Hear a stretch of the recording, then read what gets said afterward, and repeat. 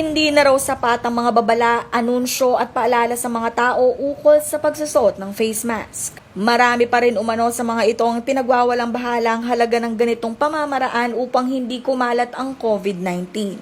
Bunsod nito, nagkaisang sangguniang panlalawigan ng Pampanga na isabatas ang SP Ordinance No. 756 o ang mandatory na pagpapasuot ng face mask. Meron talagang mga taong hindi natin alam kung matigas ang ulo, kung pasaway, o ignorante sa mga patakaran natin. Masyadong malaking perwisyo sa tao, sa komunidad, kung ang infectious disease na ganyan ay lalaganap dahil lamang sa kapabayaan.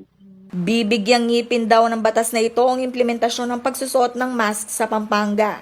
Alam mo, kung masunurin lang yung mga karamihan nating mga kababayan, hindi na kailangan yung mga batas na ganyan, yung mga ordinansa ganyan.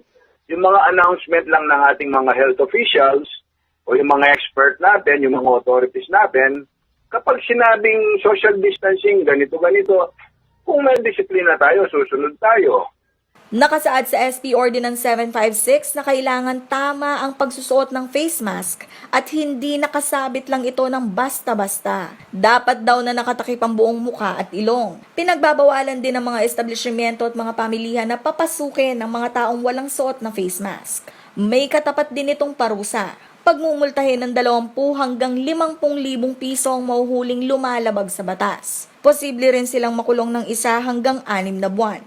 At ayaw naman nating itong implement o anong tawag doon, yung patawan ng parusa yung mga kababayan natin dahil lamang sa ganyan. Pero sometimes we have to do this to deliver the message that we are very serious, not to punish.